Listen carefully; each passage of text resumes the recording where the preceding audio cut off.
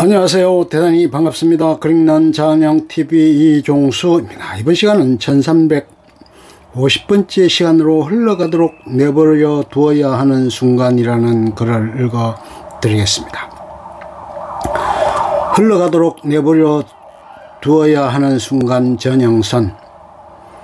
요즘 아주 고치기 힘든 버릇이 있다. 처치 스트릿을 공허한 눈빛으로 내려다 보는 일.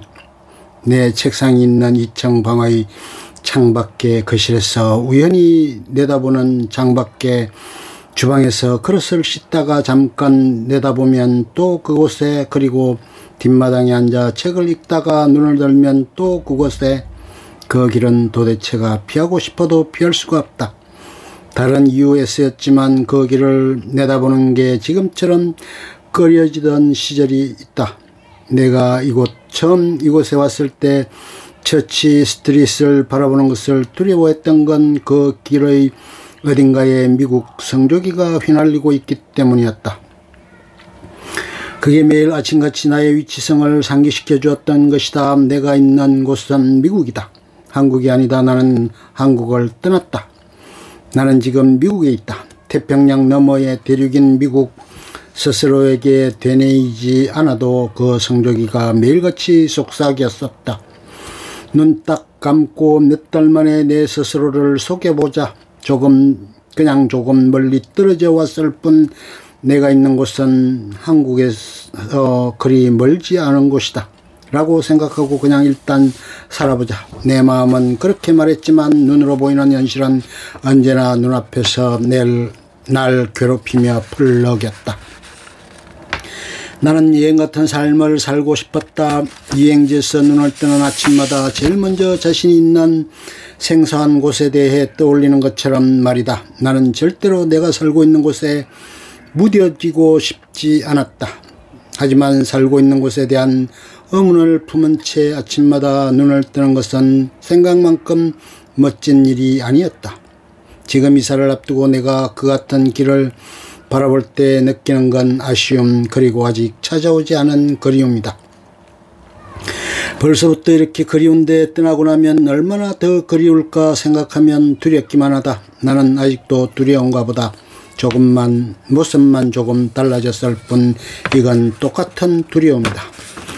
인간 모두에게는 특정한 때에만 어느 특정한 장소에서만이 존재할 수 있는 순간이 찾아오게 마련이다. 그것은 시간과 공간이 교차되는 순간에서만 가능한 지점이다.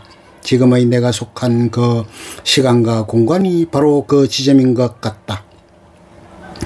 지금 놓치고 나면 다시는 영영 되돌아올 수 없는 순간, 그 순간을 놓아버리려 하는 지금, 그게 지나치게 자의적인 선택이라는 생각에 더더욱 마음이 흔들린다. 이 순간을 다시는 되찾을 수 없을 것이다. 다시는 설사 이곳으로 다시 돌아온다 하더라도 지금 내가 좋아하는 사람들 모두가 이곳에서 살고 있고, 모두가 같은 일을 하며 같은 취미를 즐기며 같은 곳을 찾으며 같은 활동 영역을 오가며 그들을 만날 수 있는 하루 중의 어느 지점에 내가 지금처럼 다시 존재할 수 있다 해도 절대로 같은 느낌은 아닐 것이다. 절대로. 오늘은 너무너무 좋은 날이었다. 커피숍에서의 일도 즐거웠고, 일을 마치고 난 후에 즐긴 낮잠도 달콤했고, 그리고 로즈건이라는 식당에서 셀리와 셀리의 친구들을 만나 저녁을 먹는 것도 즐거웠다. 석양은 매일같이 나를 감동시키고, 요즘의 날씨는 화창하면서도 동시에 신선의 뒷마당에 나가 석양을 바라보기에 딱 좋다. 오늘 나는 발 한쪽을 잃은 동네의 예술가에게 커피를 사주고 밤에 키스도 받았고, 2주쯤 뒤면 큰 언니는 나와 함께 며칠을 지내기 위해 이곳으로 올 것이다. 언니가 오면 늘 혼자서만 찾아갔던 곳들을 함께 가볼 수 있다.